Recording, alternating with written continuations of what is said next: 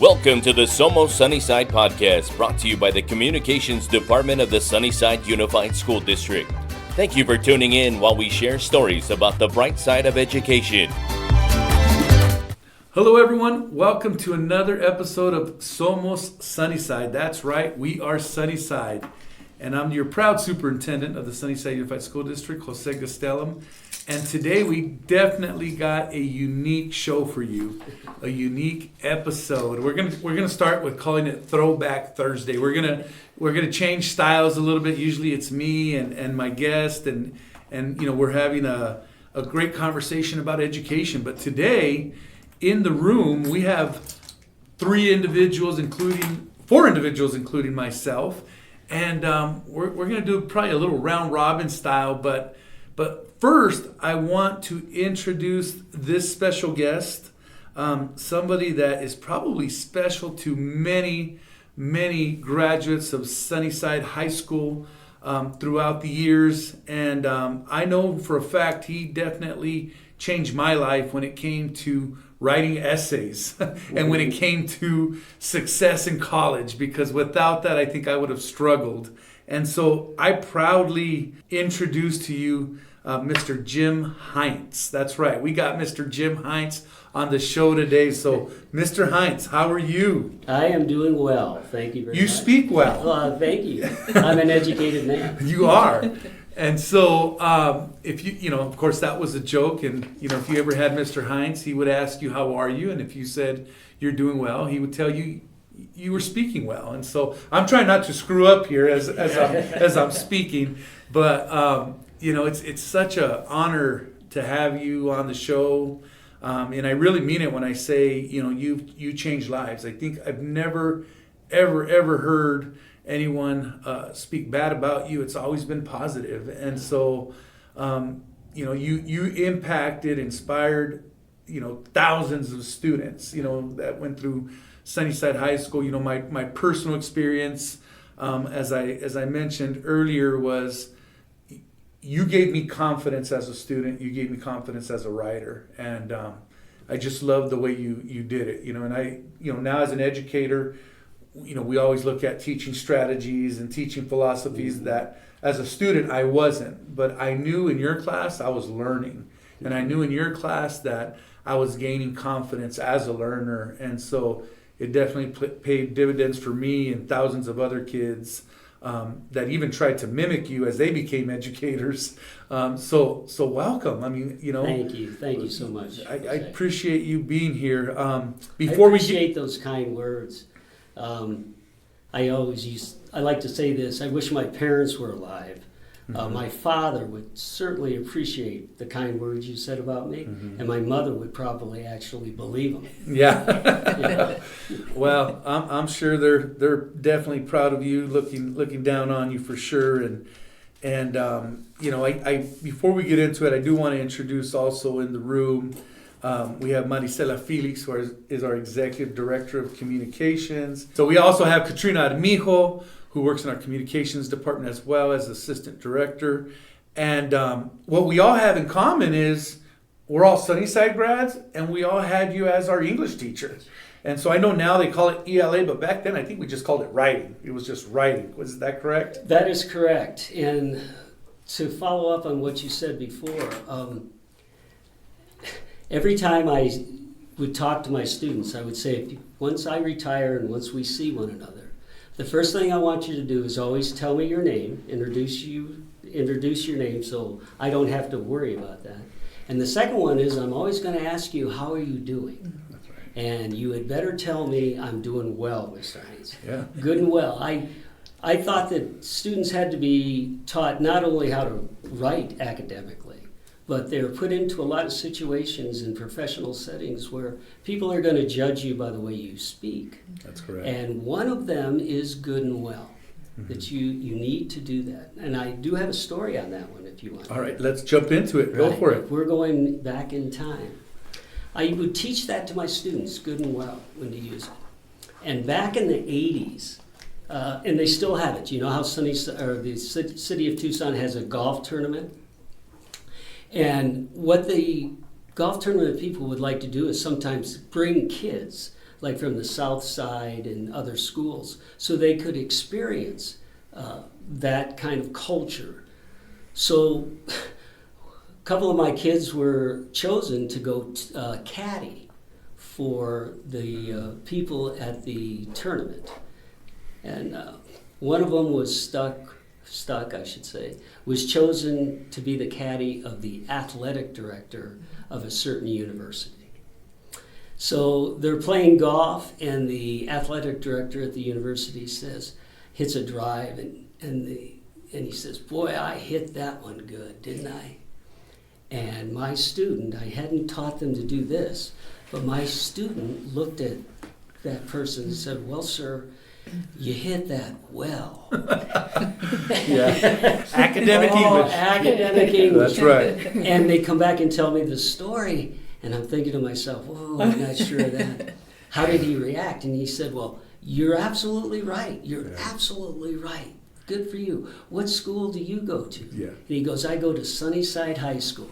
And I thought, yes. That's right. That's exactly Sunnyside High School. We speak correctly there. We sure do. Yeah. We sure do. And so tell us a little bit about, your career. I know you are a popular man, but I know there's people out there, our listeners, that are probably trying to put it together and want to know exactly, how many years you put in Sunnyside. Of course, I'm the oldest student here. I went to school, graduated in 92, and that was 33 years ago, right? So luckily had you, I believe, 3 of my 4 years. I had you my freshman through junior year. I'm just so and then proud. Mr. Winslow, my senior year. Yes. Oh, yes. I had Jay Winslow, yes.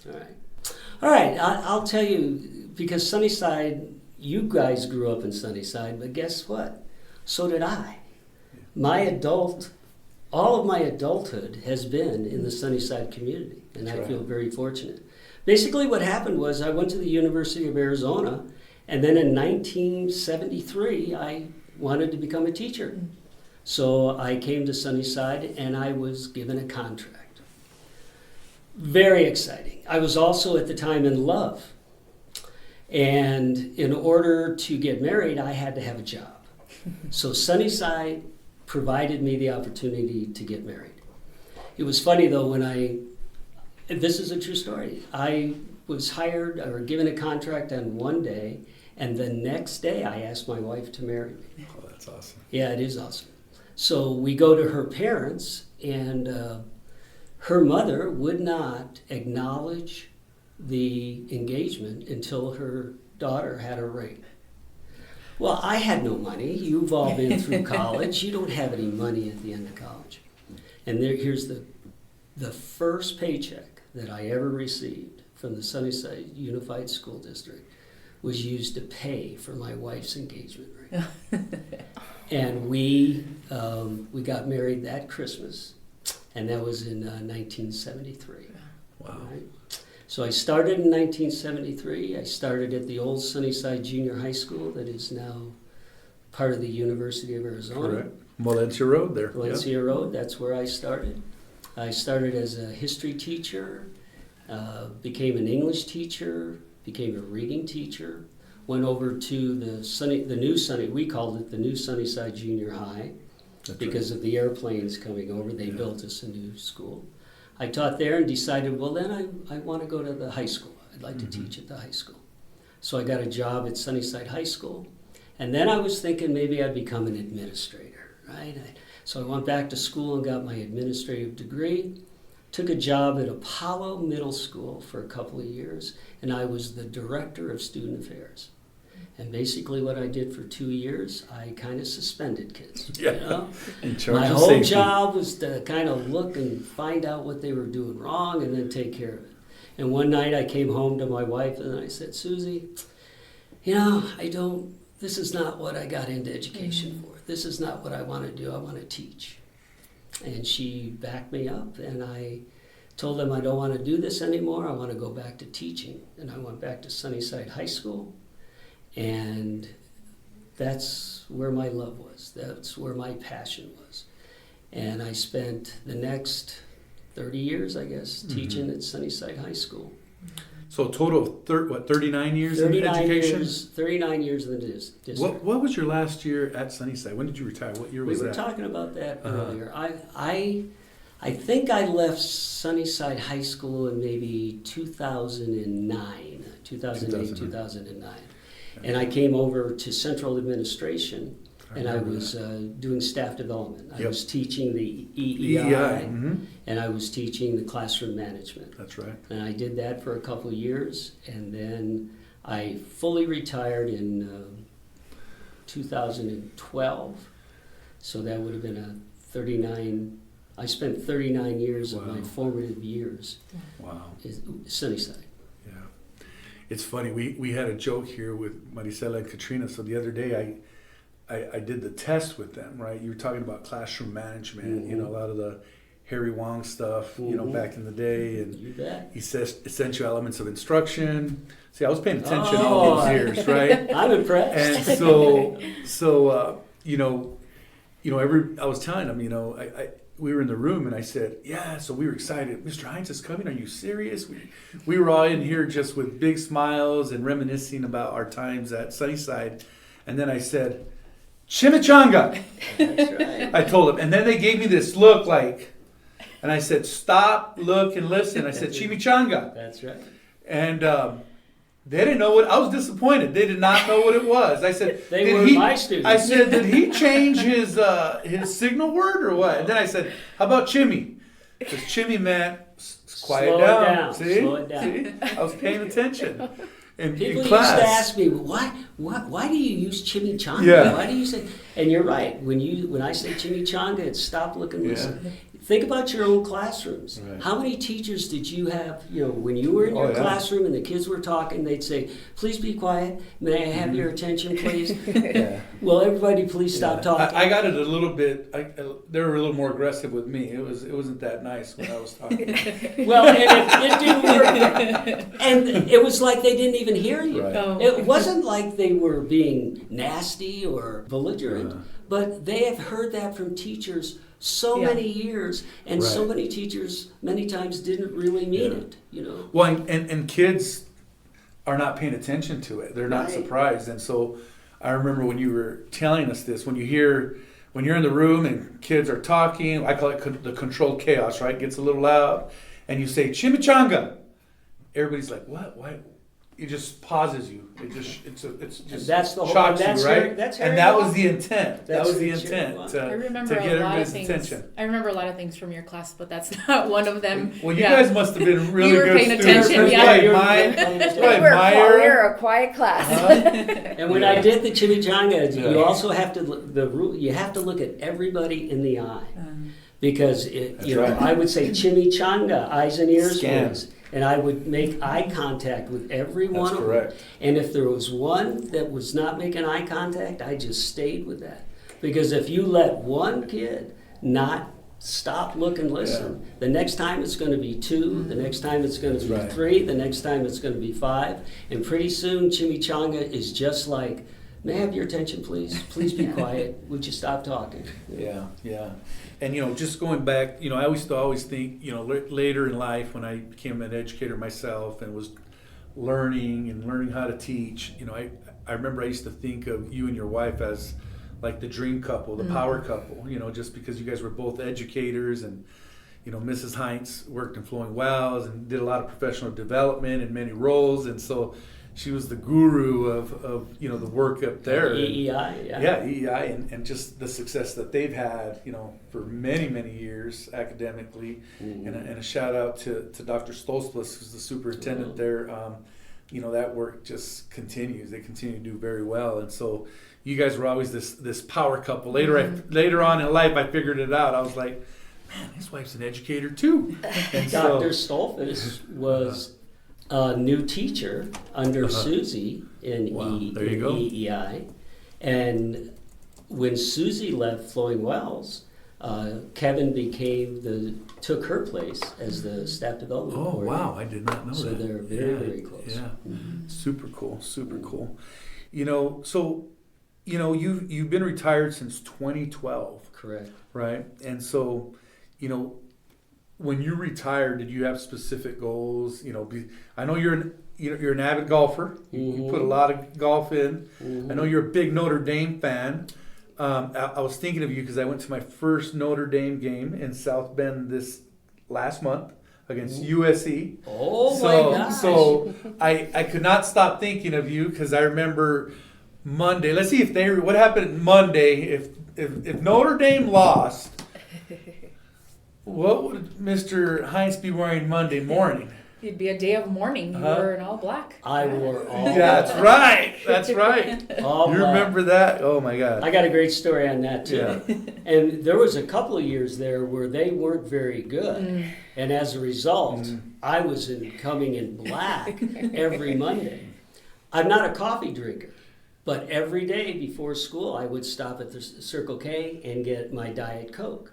So I go in on a Monday after a Notre Dame loss. I'm in my total black. I got black on everywhere. I bring my Coke up and I buy pretzels. Pretzels is my breakfast. I bring up my pretzels and my Diet Coke, and the man behind at the cash register just goes, "No, Father, it's on me." He thought I was a priest. Yeah. I'm all black. I said, no. I said, okay, thanks. You did the sign of the cross and went on, right?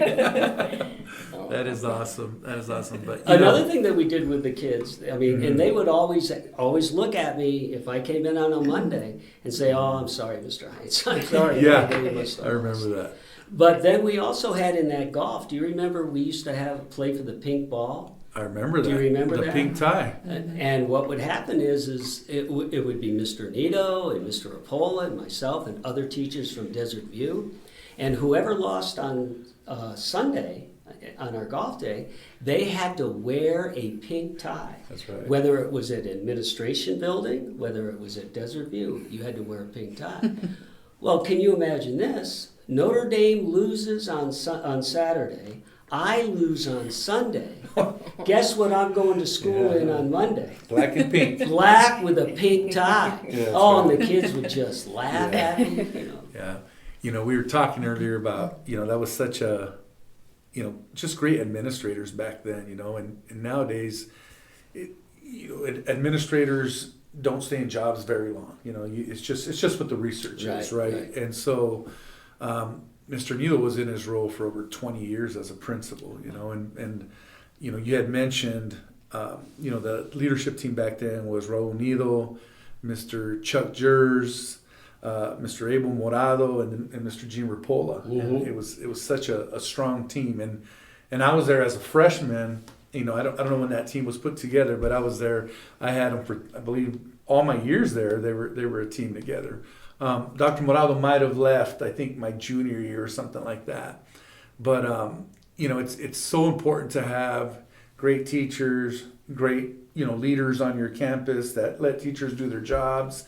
And what I'm getting at here is, I don't ever remember you getting upset in class. Like, there's teachers that have, and this isn't a knock on teachers, it's just people have bad days and they, their emotions come out, and sometimes, myself as a teacher, I had bad days, and my students probably saw that, at times, right, where you might be a little bit more quieter, or you're a little bit more short with them, or and I never saw that from you, never, not once. I mean, what you got Mr. Heintz at his best every single day, and so my question to you is, did you have bad days? Did you experience that? And what was your strategy behind that? We've talked about some of the Mondays. Those are bad days.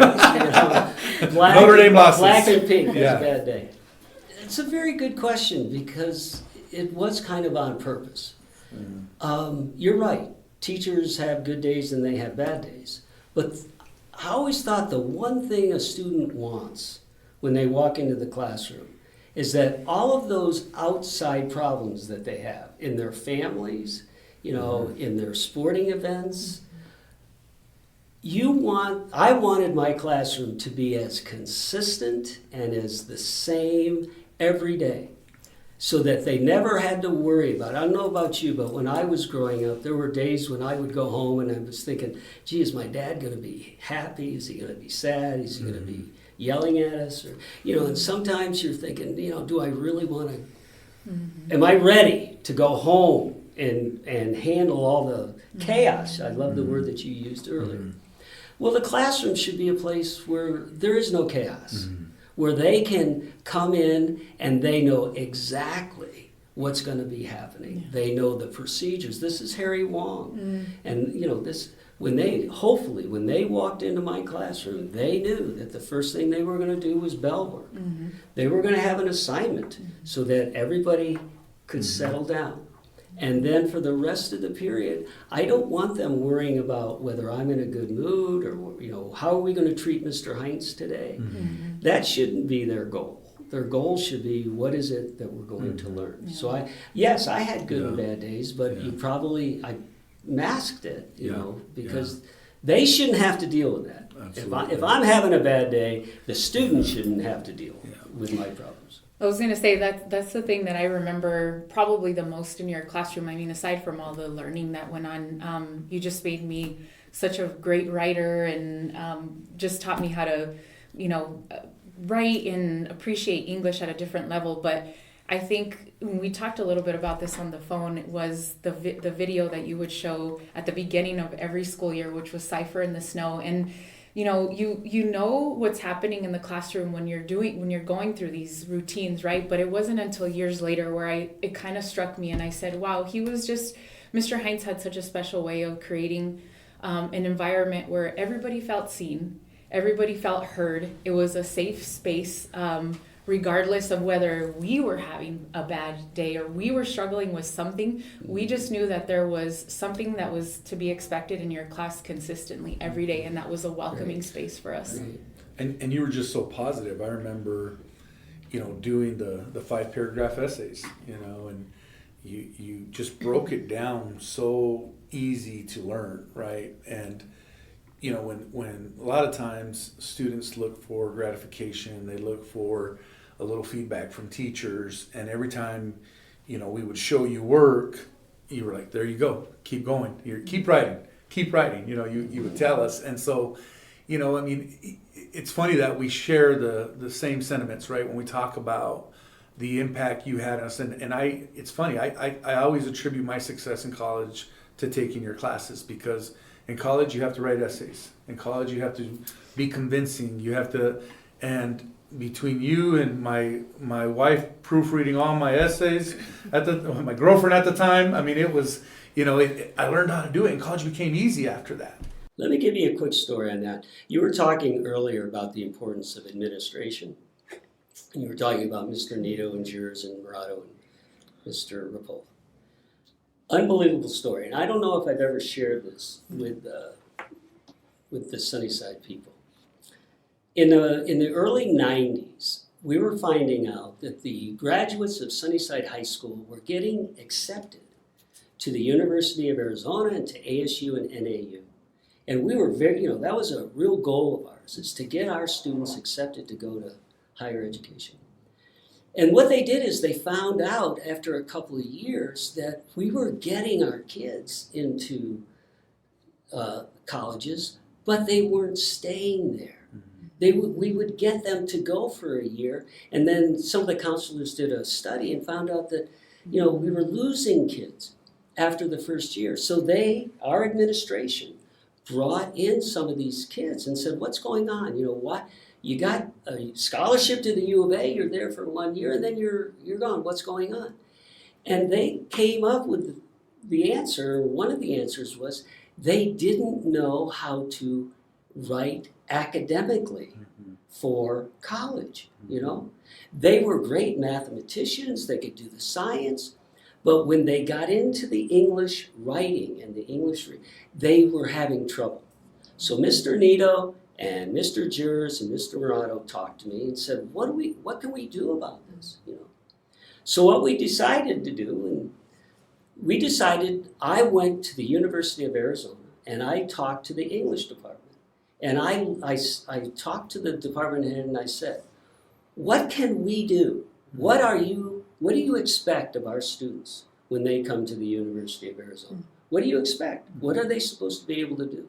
And he said, okay, thanks for coming. And he told me exactly what was going to be expected of them as a freshman at the U of A and NAU and ASU, because they all had the same curriculum, right? So we found out, they told me that what the students are going to have to do is they're going to have to pick a controversial subject, something that is controversial. And I think you probably did this. Whether it's capital punishment, whether it's immigration, whether it's some social issue that is controversial. And they're going to have to write a personal experience narrative essay, right? And I said, great. And he said, then what you do is after they do that and they have a controversial topic, they have to write and I'm going to use English terms here not to scare anyone away, they had to write a contextual rhetorical analysis on that controversy. They had to research it. What are the problems, what are the views? And then after they write that paper, they're going to have to take that same subject, that same research, and write a persuasive paper on their side of that controversial issue. Do you remember this? Totally. I do remember. You remember this, right? I have them right here. You have it? So I came back to you, I know exactly what the U of A is going to require of you your freshman year.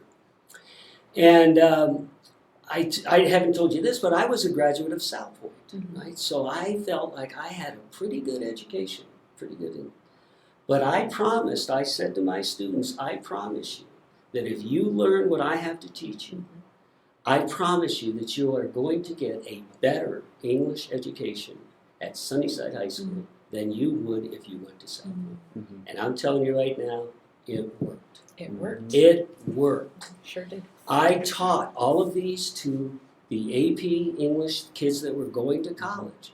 And sure enough, they knew it. And here's maybe one of the proudest moments of my life. A kid comes back the next year and says exactly what you kind of said. Mr. Heintz, thank you so much for teaching this, And everybody, I'm just teaching what was expected. I didn't make this up, all of this other kind of stuff. And he says, Mr. Heintz, you're not going to believe what happened. I said, what happened? Have I told you this story before? He goes, well, we go into our freshman composition class at the U of A, and they say, okay, what you're going to have to do now is a, personal experience narrative, and they go through the whole thing. And one of my kids raised his hand and said to the teacher, well, on that contextual rhetorical analysis, are we going to have to look for appeals and fallacies in those things? And the teacher goes, you bet you are. You're going to have to be able to do that. And another one raised their hand and said that on the persuasive paper, are we going to have to give appeals and refutations and confirmations for each one of those? And the teacher goes, you bet you are. That's exactly what you're going to do. And so they're thinking, okay, I can do that. They get out of class, like they always do, and all of a sudden a couple of kids come up to my student, and say to them, hey, the ones from South Point, and the ones from Sabino, and the ones from Saguaro, and the ones from Catalina Foothills, and they go, hey, would you like to come down to Louis Lower Level and have a cup of coffee with us? We've got those kids coming to our kids, saying, can you help us out? And they said, how do you know this? How do you know? Where did you get all this stuff? Yeah. I got it at Sunnyside High School. That's right. Yeah. Kids can learn whatever you teach them if you set your expectations high and teach to those expectations. And all of you were successful. And it's not because of Mr. Heintz. It's because of the curriculum that was taught to you. It was the right one. So many times kids get, we at Sunnyside High School, we started to believe in, I don't know if you've heard this, we believe in mastery learning, not mystery testing. It was a mystery for our kids when they went to the U of A. What am I going to have to do?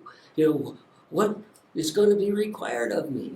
And all we had to do at Sunnyside was to teach what it was that you were going to have to do. And guess what? You can do it. Yeah. You did it, and you did it extremely well. Students went to the U of A, ASU, and NAU, they all had the curriculum and they did. So it's a great story. And confidence is everything, right? I mean, once you feel confident in the material, it's like you belong. I mean, so many of us were first generation college students. I mean, me personally, I left home. I went to NAU, and knowing that I'm like, okay, I can do this work. I can, keep up with my peers and not let it be a mystery what's being taught in the classroom. Right. It's everything to success. Yeah. I used to promise the kids, I said, what I'm teaching you, I'm not promising you're going to get an A or a B, because yeah. But I promise you, if you learn this, you're going to pass your English class. It's funny. I learned my lesson in high school with one of my teachers, and I asked him one day, I'm like, hey, I said, I want an A in your class. I want an A. Can you give me an A in your class? And he's like, I don't give grades, you earn them. That's right. So he put me in my place right away. But, piggybacking a little bit about, what Marisela mentioned about, confidence. I mean, confidence makes the difference. And earlier I mentioned, you provided the feedback that helped students become confident as learners. And so, that's so huge, because imposter syndrome still exists. When we went to college as first generation college going students, you can't help but think, because you don't have the experiences, or your siblings before you didn't have the experiences, if you belong. Can you compete? And you had to convince yourself that you could. And it took special moments, like little wins, right? Little wins where, oh man, these people put on their shoes and their pants the same way I do. I can compete with them. Doesn't matter if they went to school in affluent areas or not. And we continue to see that in Sunnyside. There's been a lot of success. I mean, we nearly had $30 million in scholarships last year. We have students earning prestigious scholarships, and our graduation rates are up there. Sunnyside's at 90% graduation rate right now. Deseree's at 88% graduation rates. Sometimes we don't get the right amount of respect for our academic performance as we should. Sunnyside, and Desiree definitely this year with football, that's right. they're known for athletics and fine arts. But you know what? We're doing a darn good job with academic performance as well. And that's attributed, and that credit goes to our educators. It goes to our teachers. It goes to our leadership, our administrators. Earlier you were talking about retention of leadership. Last year, of the 21 sites, I believe we replaced 2 principals, and both were because of promotions. And so it just speaks volumes, because I believe my first year in this role, I think there was 17 new leaders in 14 different schools. And so, and I'm not taking credit for it, I'm just mentioning it, that consistency is what you need, and people believing in what you're doing and believing in your kids is why they stay, right? And so, and they feel valued as well. So, we always say, tell your story, or else, it's not going to be told at all if you don't tell your story. And so it's going to be misinterpreted. So we try to do a good job of telling our story as well. So we're going to cut to a quick commercial, but don't go away. We have a legendary teacher here, Mr. Jim Heintz, and we want to hear a lot more from what he's been doing during retirement. You will love SUSD. Don't believe us? Just watch. In Sunnyside Unified School District, students dream big, learn boldly, and grow confidently. From hands-on STEM and arts programs to student athletes earning athletic scholarships, Sunnyside District gives every student a place to shine. Enrollment for the 26-27 school year is now available. Enroll today at susd12.org. All right, we are back. Again, we got Mr. Heintz in the house, and man, I wish I had cameras. I wish this was live. I wish we had like feeds from the public, because I would love to hear the reaction from just all the former students that are out there about Mr. Heintz. And I know we're sharing our experiences, and I know these experiences are probably really common to the experiences other individuals had. But I can't tell you how many times I've heard people drop your name, Mr. Heintz, when it comes to their high school experience, whether it was writing, whether it's just, interacting with you. And there was you deserve a lot of credit, and there was a lot of other teachers that deserved a lot of credit as well. As we went through Sunnyside High School and other graduates as well. But man, I would love to hear those comments from individuals. You retired in 2012, and so besides golf and watching Notre Dame, what do you do to keep yourself busy? Is there anything other than that? Is there more to life than that? Besides living the life, retired. My wife and I are traveling. Traveling a lot. I didn't travel Awesome. much at all when I was teaching, Absolutely. but I've kind of got the traveling bug now. Right. So we've been to the Panama Canal. And again, I'm going to come back to say it because I'm back here. It's because of Sunnyside. Right. Because of my fortunate enough to work in this district with this community for 39 years, I'm in a position now. You have allowed me or helped me get into the position where my wife and I can do some of the traveling that hopefully you can do when you get it. Yeah. So during your career, what because as you mentioned, you spent 39 years in Sunnyside, and I don't know any other district. I'm already coming up on 29 years, in the district, and I always wondered what is it like in other places, but for you, what kept you here? What kept you here? Because a teacher of your caliber could have probably went anywhere and been hired right on the spot. But what is it that kept you here? Why Sunnyside? I know you had to buy that engagement ring, and you wanted to get married, but what kept you here? I mean, very easy question, and I don't want it to sound pandering. The Sunnyside community, with its administration, with the parents and the students that I taught, they sincerely cared about their education. I had unbelievable administrative support. I had great parent help. Mm-hmm. I knew the parents of my students. Mm-hmm. And this district gave me the opportunity to become a better teacher. When I first started in this business, I was telling Marisela earlier, when I came out of college, I had a teaching degree, but I didn't know how to teach. I simply didn't. I got eaten alive. You talk about the students that I had in the 1990s. Don't go back to the students in the 1970s. I didn't really know how to teach. Sunnyside allowed me, through their staff development program, to become a better teacher. You're not a born teacher. It really angers me sometimes. Somebody will say, well, gee, you must be a born teacher. No, they don't say that about doctors.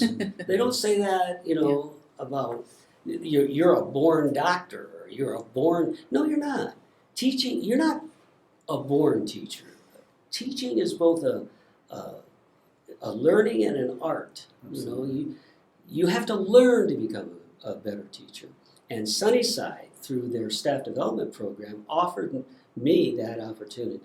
They offered my learning from Madeline Hunter, the essential elements of instruction, that taught me the organization of teaching. They gave me the opportunity. Sunnyside brought in Harry Wong and gave us training in classroom management. So when you talk about why did I stay here, and the biggest thing is I found success here. You said it earlier. Success breeds success. When you're seeing your students go to the University of Arizona, when you see your students coming back as teachers, as superintendents, as staff members, that is rewarding for a teacher, just like you were talking about the confidence that you have as a student. Once I learned, I think I can do this. I think I can make these kids successful. I think I can do that. Yeah, well, you sure did. I mean, you did it every day. There's a saying, and I've used this before. I believe it's Maya Angelou's. It talks about kids won't always remember what they learned, but they'll always remember how you made them feel. And I think in your case, they remember both. They remember what they learned, and they remember how you made them feel. You were very, very intentional with students and everything you did. I mean, even from the first couple of days of school when you took, the pictures of every single student, right? This is so, Right. Marisela, right now, this is so rewarding. Yeah, I mean, I've got that. yeah, I mean, I won't talk about the type of cameras we used back then in the day. But, it took a couple weeks to get the pictures, but no, I'm kidding. You're right. But, you took a picture of every single student, every class period. And I remember you had them up against the chalkboard. And, us as students, we acted like, oh, no, we don't want our picture taken. We acted shy. But that deep down inside, we wanted our picture up. We walked in every day checking on our picture. You sure did. Right? And I had students walk into my classroom who I didn't even know come and check out those pictures. They were checking out the ladies. The ladies were checking out the men. They're taking some. Yeah. And you're right about wanting their pictures taken. They'd say, oh, no. You have to do it on the first day. You have to take a picture because they're a little Looking off sharp, guard at that time. They're like, what's going on? But I can't tell you how many times, besides, can we have retakes? Yeah.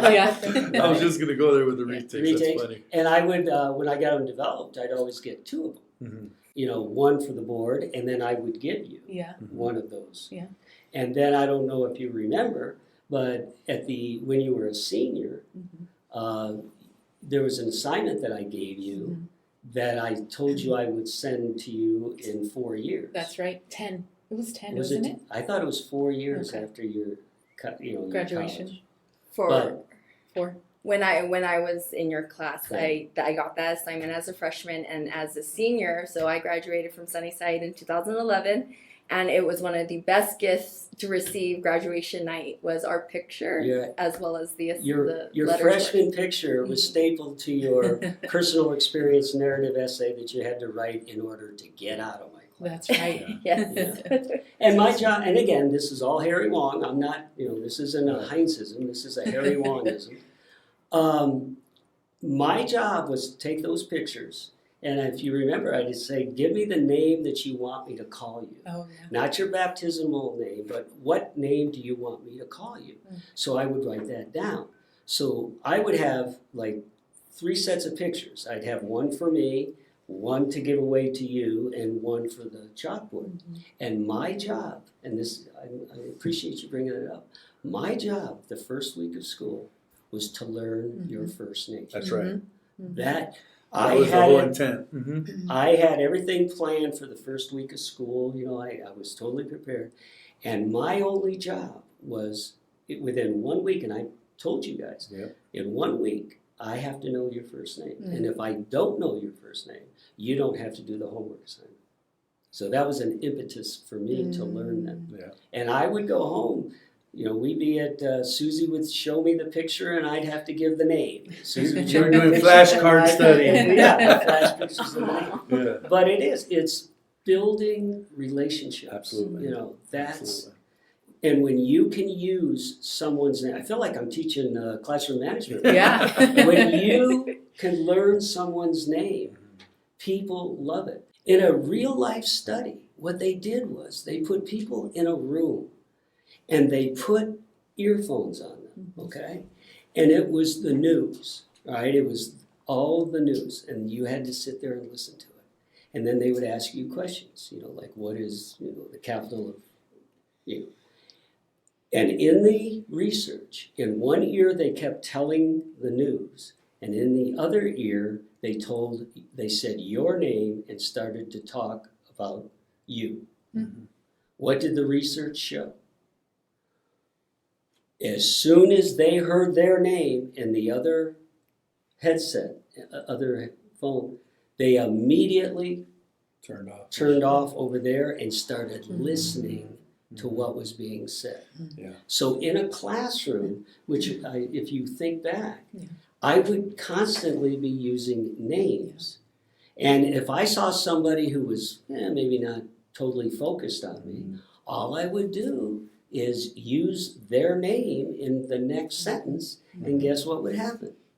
All of a sudden, they would kind of People Yeah. people love it when you know their names, Yeah, they sure do. and students especially. Well, they feel seen, they feel heard, and think about the student that's in a classroom and the teacher can't remember their name, and you're 1 month in or you're several weeks in, and so that at times happens, and so yeah, I mean, I think everything. I just can't believe how intentional and how well you executed everything, in the classroom. But that just goes to show how prepared you were as well, in the classroom. Marisela mentioned Cipher in the Snow. I think it's what, 13, 14 minutes. Sure. I think every student, every teacher should see it every year. And that came right out of that story. Yeah. For those who are listening, it's a story about a little boy who all of a sudden dies. He just dies. He gets off the school bus and goes into the snow and dies. And cipher means zero, like cipher in the snow. He's a nobody in the snow. And they go to the school and they're trying to figure out why this student died. What happened to it? And they bring in his report and they're reading the report and the teacher is in there and says, Mr. So-and-so was his favorite teacher. And they look at the teacher and they say, well, and the teacher goes, well, I think he might have been in my class. He didn't even know whether the kid was in his class or not. That's wrong. That's just wrong. Yeah. So, as I'm looking on the table here, I saw that Katrina came in, and it looks like a yearbook. Marisela has a binder. I didn't know if we had homework. I think I missed the homework memo. But what do you guys got there? Tell us a little bit about what you guys got. I mean, I think, as we mentioned, we were all excited when you were coming today, Mr. Heintz. I mean, just a little, almost intimidated, that we have you in the room and not knowing what to say or do, wanting to impress you as your former students. But, I mean, I'm sure these are things that they've hung on to over the years. I'm a lot older, so my things probably. Don't talk to me about old. What do you guys got? Share what you got there. So I brought my 2008 yearbook. I was in your freshman honors English class from 2007, 2008 school year. And your class truly changed my life. I loved English and learning all the different tools and how to write well and how to speak well. And one of the I use one of your sayings to my children. So when they're doing homework and I'm telling them, all right, are you ready to move on to the next thing? My son and my daughter will say, I'm done. I'm like, chicken is done, people are finished. Oh, thank you. So through the years, that has stuck with me. And the other thing, when I'm out grocery shopping, when I see Altoids, I remember when you're going to make your rounds and talk to us, you never want. I'm cruising. Yeah, you're cruising. You're cruising, yes. You didn't want to be known as the teacher with bad breath. Yes. So you would pop an Altoid in. So every time I see Altoids, I think of you. Oh, thank you. Now that came. Did I give you this back story on that one? Yes. Well, during school you did. And the thirst The buster. nun, that's right. That's right.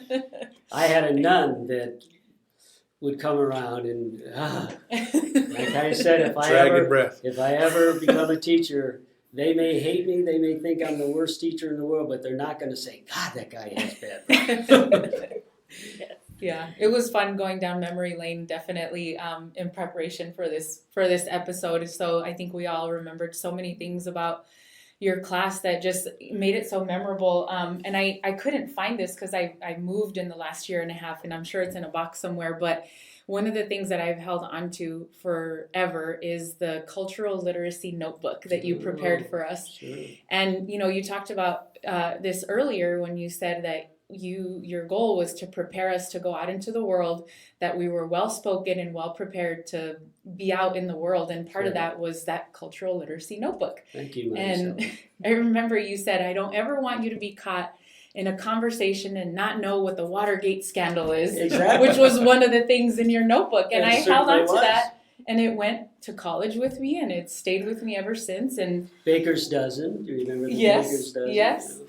and I brought in my AP Senior English binder with all of the essays that you taught us to write in preparation for college. Persuasive essays and Oh, yeah. Marisela. I mean, I took it to college with me because I figured it'd be good reference, good Do you study remember? material. Do you remember the story on this? The red ink? The red ink? No. People always say, teachers shouldn't use red ink. Kids don't like it. Red is negative, and every It's time bleeding. you say The paper's bleeding. Yeah. Exactly. That's what I would say. I would say to my students, you're going to see a lot of red here. Now, I don't want you to take it negatively. This is my blood. Mhm. I'm writing this. I'm giving my blood to you. That's the redness of it. But this is great. And it makes the A's look really nice on my paper when they're in red.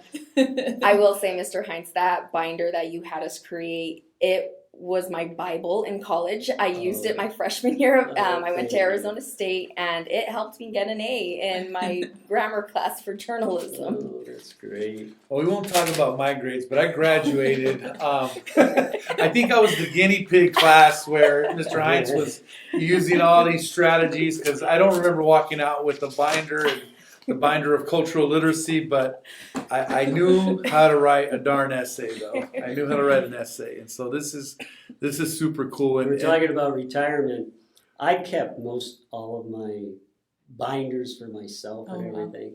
And I would say within the last year, I'm 75 now, we were cleaning out the garage and putting in, and within the year is when I have gotten rid of it. Wow. So if I ever want to go back memory lane, I'm going to call Just you. call me. yeah, Yeah. call Marisela. Oh, God. Yeah. And here's another great story. Paper, I started with the ditto machine, and people who are listening, there's a ditto machine. Yeah. I started with the Those ditto machine. existed. But then I started, my packets, Uh-huh. condensing things for me into teachable parts. Mhm. And I can remember people saying, but, you've gone through your allotment of paper. We were, there it is, yeah. It's a ditto machine. We were only given, X amount of, That's right. papers. Budget. Remember? I Yeah, remember. budget. We had the budget. So my administration, at Sunnyside High School found the money so that my students or the students, instead of getting like a book that has so many pages that are never used, Mhm. we were able to condense things into teachable packets. Mhm. I never had a problem with the administration supporting, That's right. because it was for them. It was for the students. As you can tell, I feel very fortunate to have had the administration that I Absolutely. did during my career. Yeah. at Sunnyside.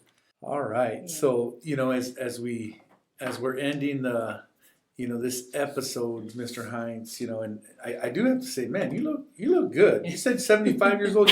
You got the little Robert Redford thing going on here, man. I mean, Talk to my wife. you are gonna have to. People are gonna have to see that picture when we post it online here pretty soon. So, any last comments, any last thoughts that you want our listeners to hear, your former students that are out there? It's been such a pleasure for us to have you. I've always got something to say. Always. Yeah, I've always got something to say. And this is sincere. I'd like to thank the Sunnyside School District and the community for what it has done for me, personally and professionally. Being hired in 1973 provided the means to marry my lovely bride of 53 years, Susie. Thank you, Sunnyside.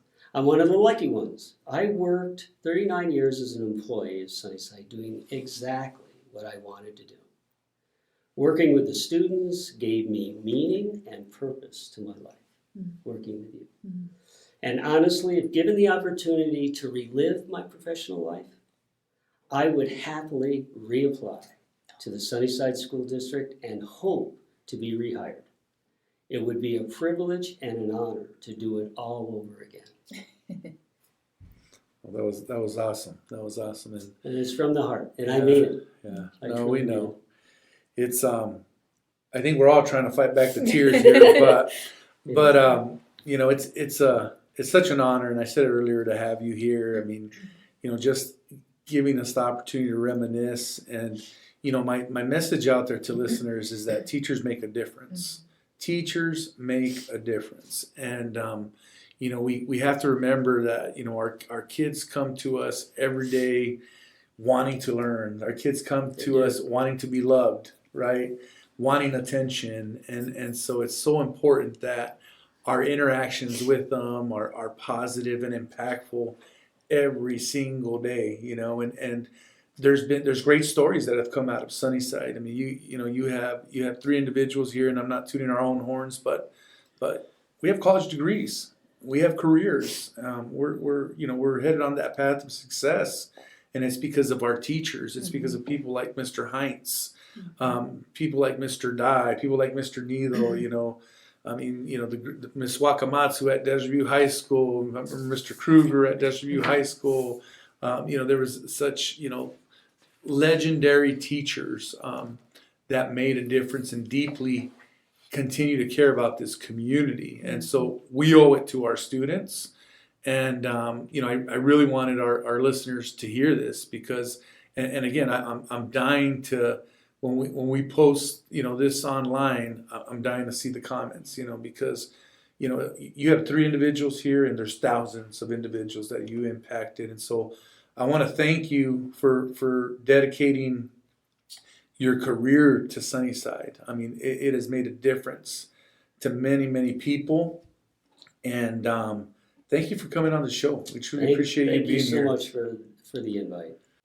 I was going to share just one last thought also.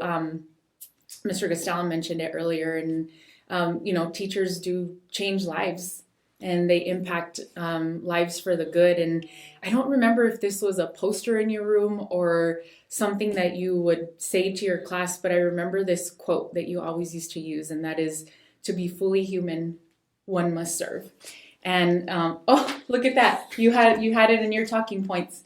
And you know, everybody talks about the Sunnyside District and how special and unique it is, and I think it's because of teachers like you who taught us that it's all about service. It's all about coming back. It's all about heart and just giving everything you have to the community that you serve. And so you taught, besides from English and great grammar, you taught us all how to be fully human. And you are showing your humanity by coming back to Sunnyside and serving your community. Talking about proud moments.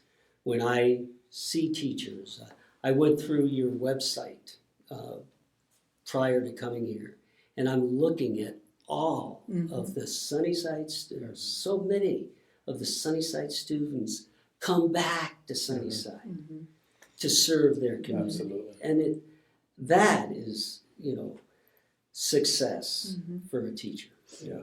When the students are successful and they're willing to give back for the next generation of Sunnyside. The Sunnyside community is, which I'm not telling you anything, is special. It is truly a special community. And I just feel very fortunate to have been a part of it for as long as I did. And you make me feel like I'm still part of it. So thank you. You are. You'll always be a part of it. And so with that, this wraps up this episode of Somos Sunnyside. Hasta la próxima. Thank you for tuning in to another episode of Somos Sunnyside. We hope you enjoyed the conversation and found it entertaining. If you liked what you heard, don't forget to subscribe and share our podcast with la comunidad. For updates on future episodes and more, be sure to follow us on social media and visit our website at susd12.org. We appreciate your support and can't wait to have you back for the next episode. Hasta la próxima vez en Somos Sunnyside.